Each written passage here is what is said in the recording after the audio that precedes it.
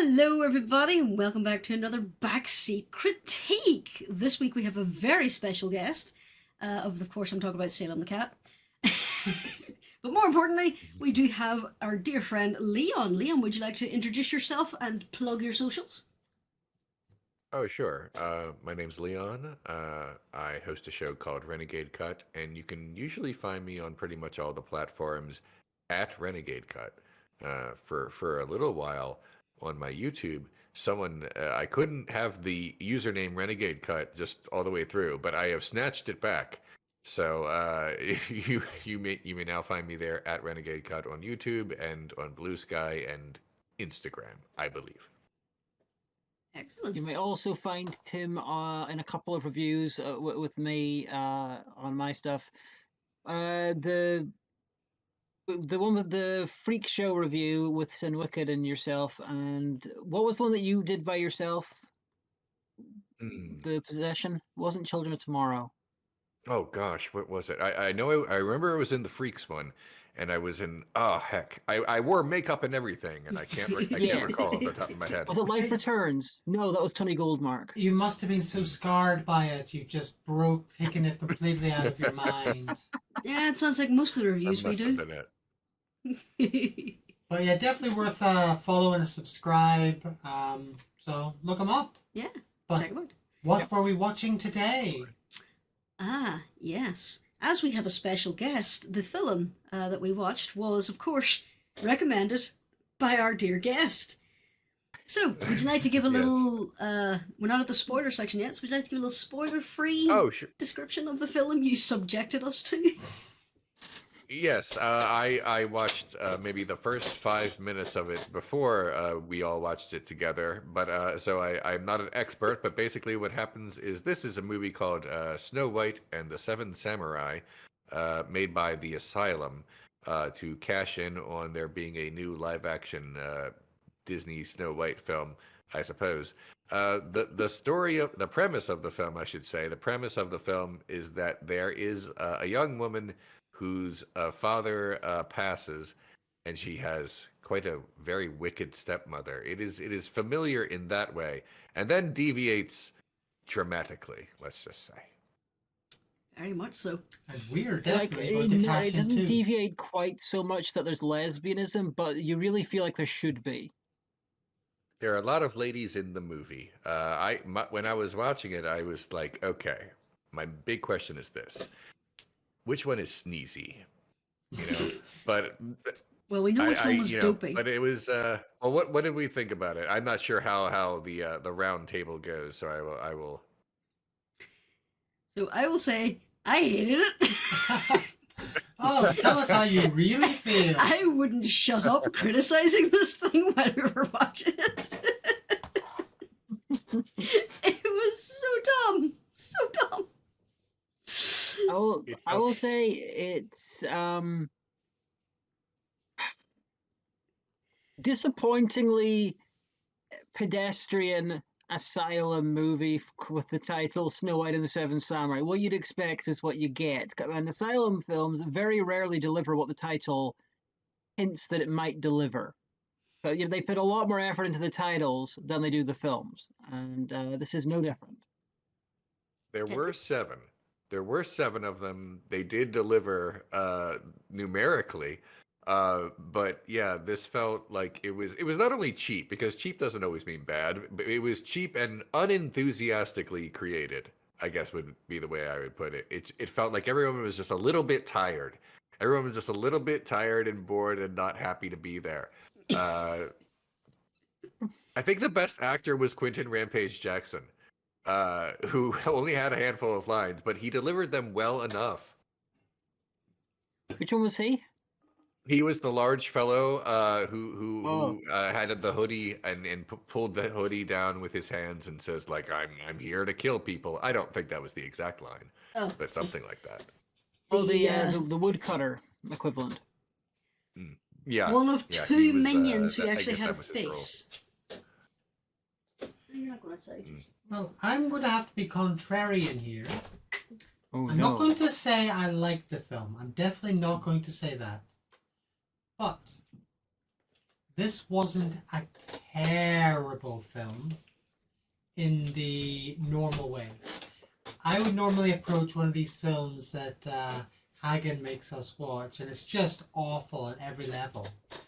This, however, I'm less annoyed by it. I'm more disappointed. In that I look at this film and I think, just like Leon has said, people clearly just didn't put any effort into a lot of it. I can see components here and core plot and story that, if given a little bit more effort, could have actually been worth something. But Have you ever seen an Asylum film before this? A long time ago. Is this normal? Yeah, this is pretty standard for the Asylum. Well, maybe they should just be choosing a side here. Either be okay or be crap. Don't be on the fence.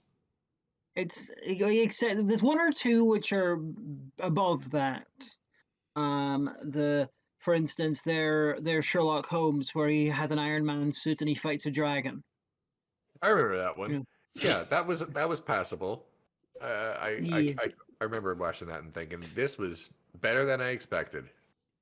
I once went to the Sherlock Holmes museum in London in Baker Street, and the bottom floor is a shop, for selling Sherlock Holmes stuff. The top, the upper floors are like recreations of scenes, recreations of where he lives, and there's an actor dressed up as Sherlock Holmes who is there to interact with people and answer questions based on the books and stuff like that, and it is great. And I did ask him about the shop below, because I was like, I noticed you've got all of these Sherlock Holmes ones, but you don't have the Asylums one where he fights a dragon and there's like robots and stuff. And he very calmly listens to me this whole time, quizzically, puffing on a pipe, but he's not actually smoking, but doing the motions. And then he says, with the driest old man English accent, because he's like 70, he says, well, that sounds better than the fucking one with Robert Downey Jr. Never broke character, so good. Okay, so now we're going to my. step into spoiler territory and talk about things that happen directly. And there was a lovely mix of actors who took this way too seriously and those who were there just for the paycheck. I particularly liked Discount Bryan Cranston. Yeah, I enjoyed him. it was the lawyer. I mean, Yeah. Oh, Lawyer. okay. I wasn't sure if you're talking about Eric Roberts. No, Because and I first looked at him, I was like, is that Bryan Cranston? And I was like, and I I realized, no, there's not a chance he's in this film. Then I looked it up and it isn't. But yeah, it was Bryan just Cranston close only stars. No, Bryan Cranston only stars in really important films like Power Rangers. enough. oh god, I forgot he was in that. He was in Power Rangers, the TV show. He was a voice actor for the monsters in the original Mighty Morphin ones. Oh. Right, he did a lot of voice acting work. Yeah. I just watched. Sorry if this is like a deviation. I watched the Street Fighter animated movie from the '90s recently, and he played one of the characters in there. I think Fei Long. Prolific. But yeah, because of he was in Mighty Morphin Power Rangers, that's why he took the role in Power Rangers the movie, because he has real affection for it based on his voice work. Oh, I was making fun. Now I feel bad. Aw. Never feel sad about deviating us, Leon. It's going to happen all the time, no matter what. So just go Eddie is with the deeply flow. into deviating and being Ooh. deviated. Happens several times a week. I am very Okay, deviant about many things, like following the order of flow. Okay, a serious question. This is a movie for straight to DVD type thing, or is this meant Yeah. to be made for TV? DVD. Because we had a very clear commercial break early on in the film. Mm-hmm. I found that very weird. It's been made for direct to DVD, but it's also probably been made with an eye towards TV, doing with adverts, or possibly even like Temu or something like that. But that wouldn't be the primary thing. But there's no. But they would be. I think it'd be very likely they'd integrate that into it, because that's how a lot of their films are watched primarily. It was just strange. I didn't notice any other ones, just that first one. But yeah, that was interesting. I have to say though, I think this film, if you step back a little and just look at it at a different angle, you think maybe this is, you could take this as a prequel to The Boys. This is the birth of the Vought Corporation. So clearly it goes. She's now sold off the house and probably the company name. Somebody bought it over, and then they make a drug and create superheroes. That could work. Have we lost Sarah? She's frozen again. Oh wow, haven't had Yep, this yes. problem since Final Fantasy: The Spirits Within, the review we abandoned and absolutely nobody has ever seen. Because Oh. Yeah, because I was getting visibly more and more frustrated the more we went on because it just kept doing this. oh, she's back. She's back. But plot-wise, essentially, it starts off with this girl and her father and their very obvious loving relationship, and someone breaks into their house and kills the father. Turns out her Well, father was Robert, so it could have been anyone, you know. father was very rich. Doesn't specify why. But in the reading of the will, money's divvied out. Most of the assets are given to the daughter, and not the evil gold-digging stepmother. Stepmother doesn't like this. Arranges for her to get assassinated. The assassin gets when I- stopped. Huh? Go ahead. Oh, I was just saying, like, during the will reading scene where the stepmother gets like $20 million, I'm like, wow, she really made it, and then she's like, that's not enough. How dare you? It's like, That's how you know she's evil. Like, you got $20 million. That's so much money. I will say there was a revelation that poor Teddy had in the film. Whenever they were getting out of the safe room, the password was the daughter's date of birth, which was 05, was it? 05/25/05. I noted it down. And it's like, but she looks to be like in her 20s. There's no way she could be born in 2000. Oh God, that was 20 years ago. It was not a revelation that I appreciated. Next season of Doctor Who, they're going back to the far-off date of 2007 as a period piece. I'm going to make a number of people feel old now. Undertale is 10 years old. Anyway, Oh my. now that I've broken a few people, so she tries to assassinate the lawyer and the daughter.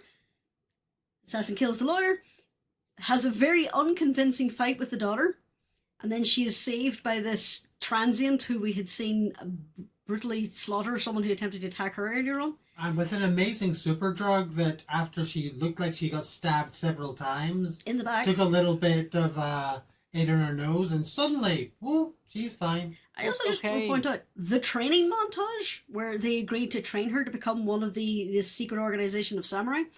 That was 2 days. I just want to point that out. Canonically, that was 2 days she went through this whole training montage and supposedly became a badass samurai. Now, it's nice that the film gave us an explanation as to why she was a badass samurai and why the mother was a badass samurai. It's a pity they waited to the last 5 minutes of the goddamn film to give us even any hints about it. So who wants to explain the organization of the Omimasha? No one wants to.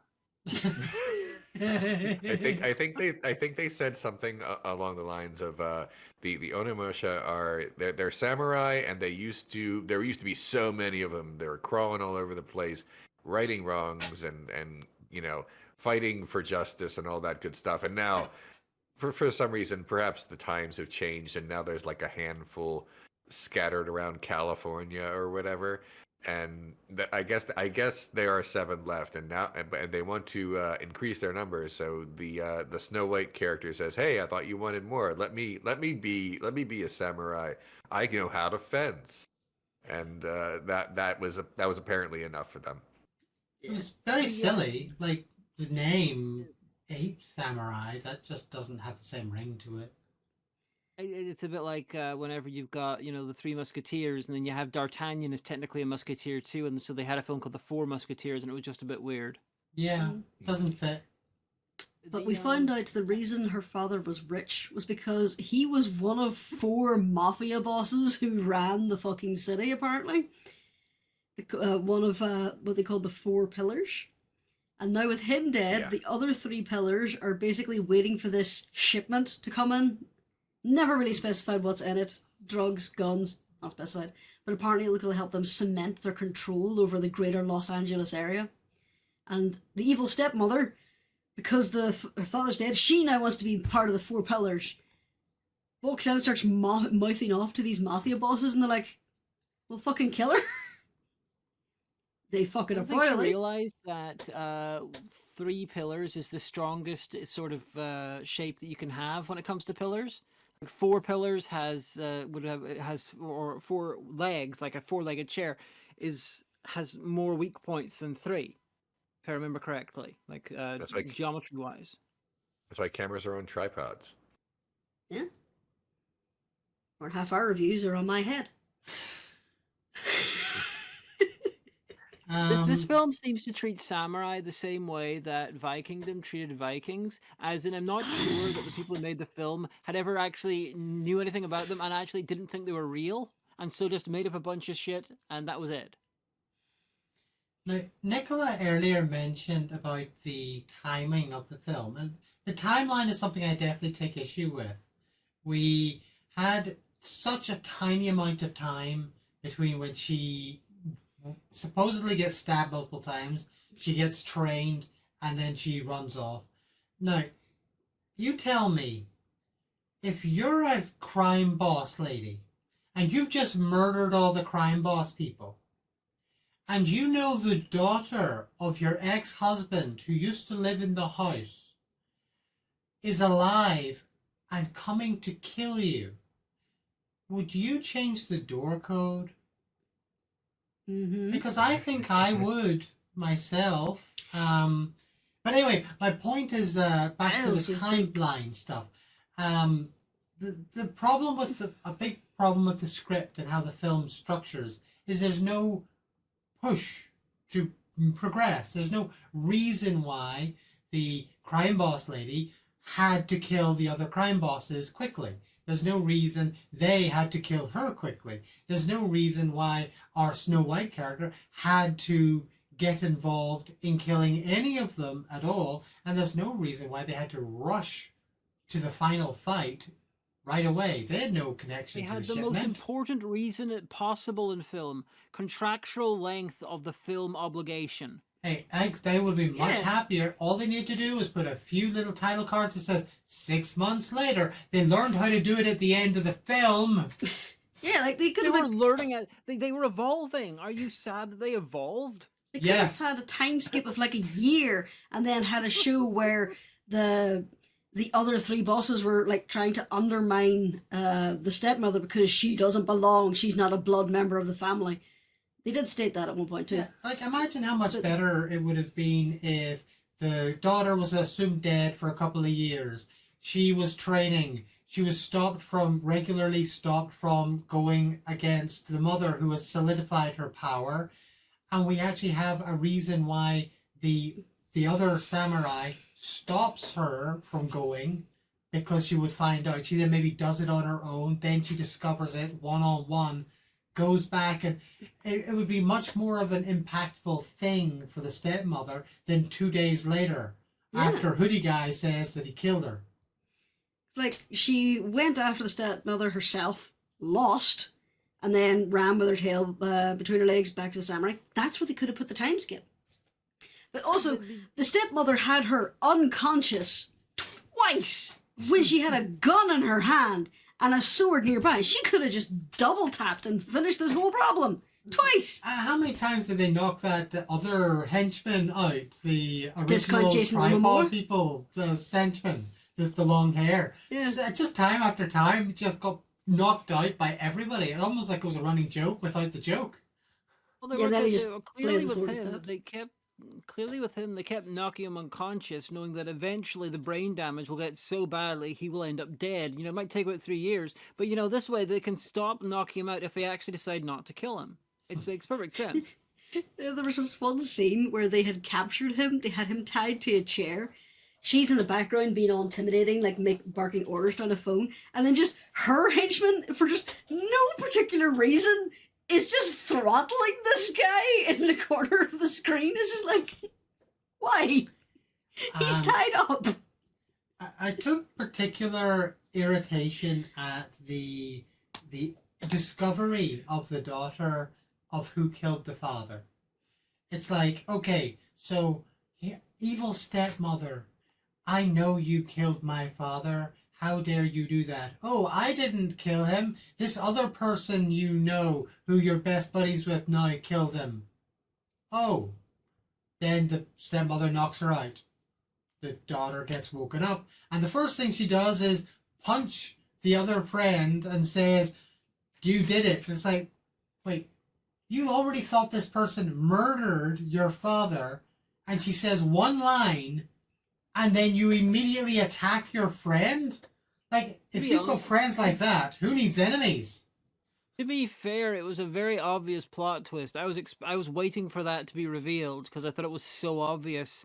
Yeah. In fact, I was getting ready to be angry that they didn't reveal it. You know, I was getting so bored with waiting for them to reveal it. Could be done a lot better, though. It could have been. Like, they could have revealed that stepmother was a exiled and disgraced member of the samurai group. Could have bring that in earlier, at which point, if they had revealed that, that could have been the deciding factor for her getting it in her head that her friend is untrustworthy. Hey, presto, we've just written a better part of the script.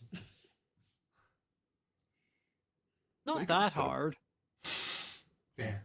Should have hired us. Yeah. We are available, Asylum. I will say the Asylums. Oh, you go ahead, Leon. Apologies. Oh, I was just saying we probably work just as cheap as the writers for the Asylum.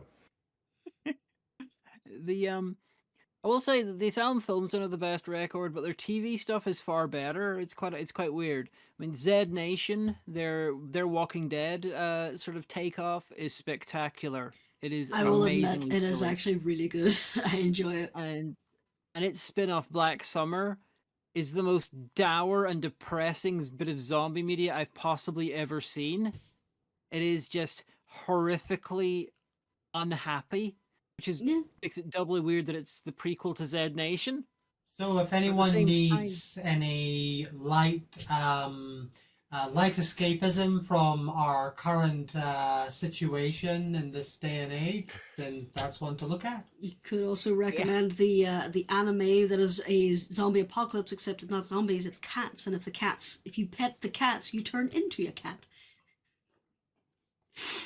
It looks so silly. Okay. I assume that wasn't the Asylum that did that one. No, this is an actual anime that was released this season. I kind of want to check it out because it looks so funny.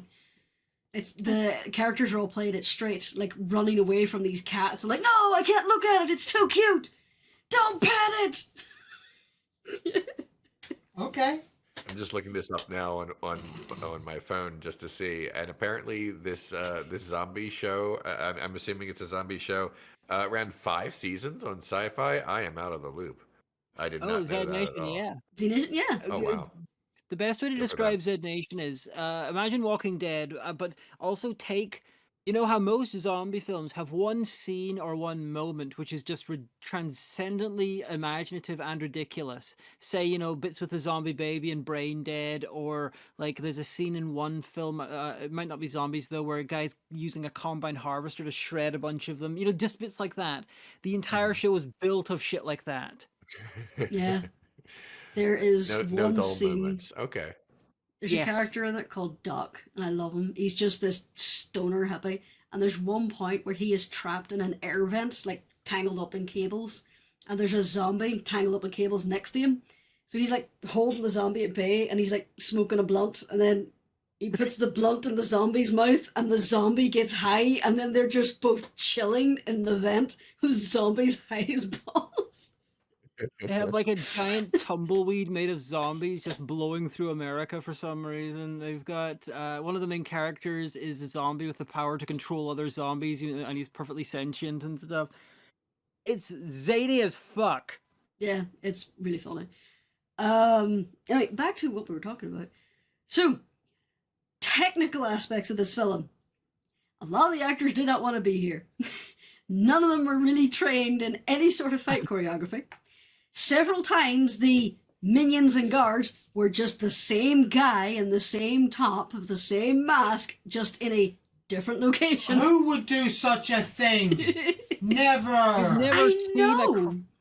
You've never seen such a crime empire built out of very similar looking rooms. Yeah, definitely. The similar looking rooms and similar looking henchmen or minions, if you will. No, definitely not. Just with Definitely not. the black masks where you can't see their mouths or faces. Yeah. That's totally unrealistic. Yeah, we have like this compound supposedly different full. looking white voids that we would film in sometimes until you painted your wall brown.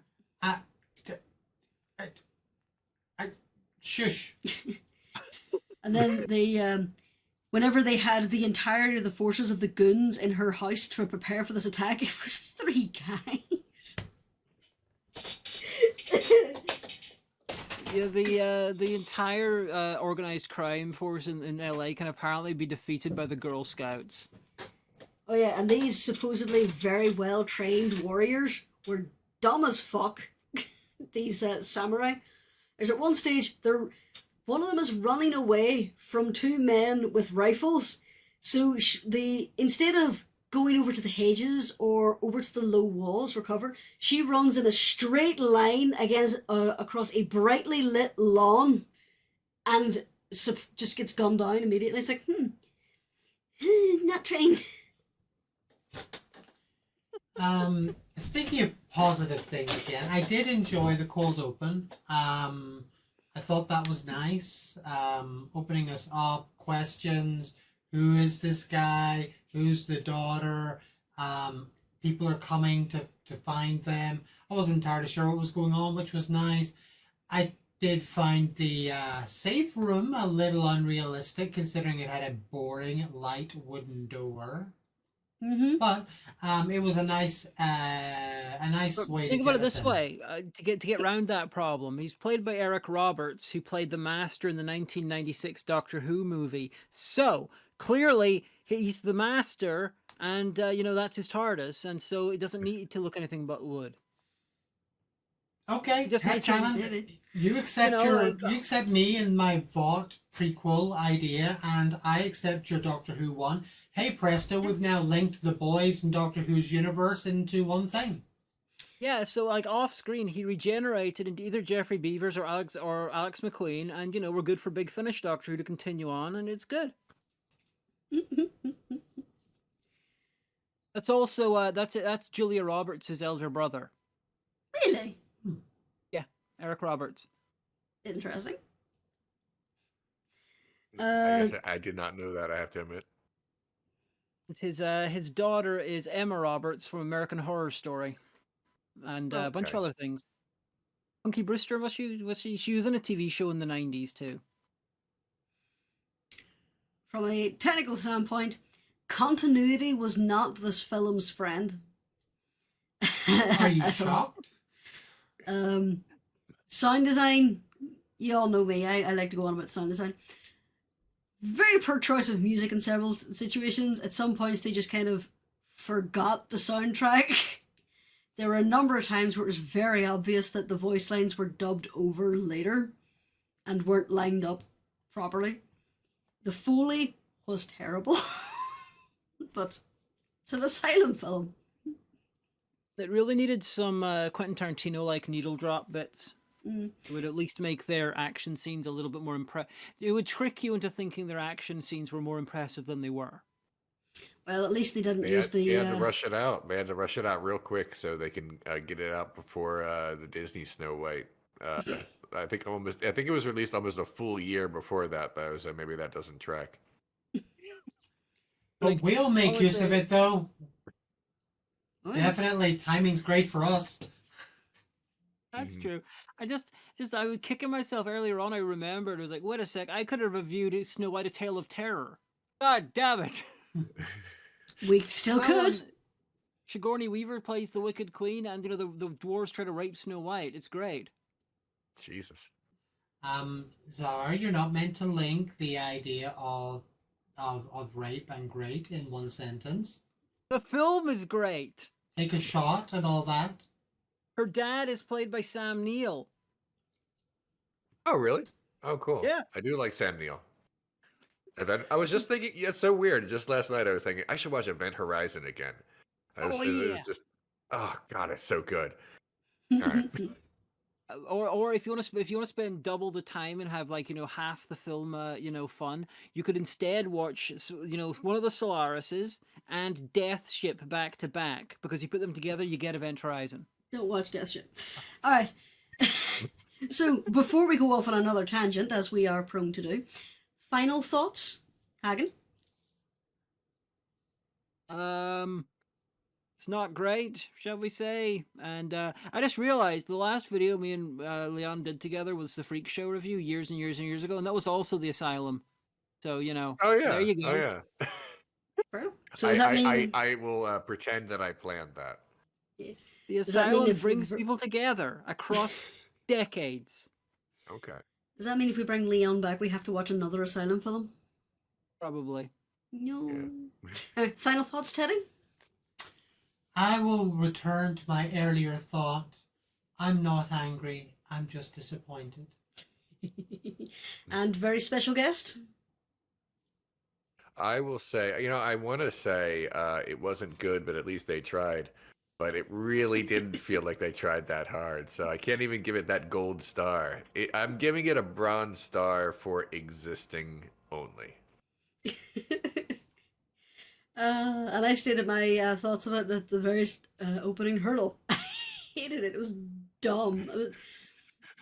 I spent a lot of time criticizing this thing. But anyway, with that, we will leave things off. So thank you very much for joining us, Leon. Once again, would you like to plug your socials and your channel?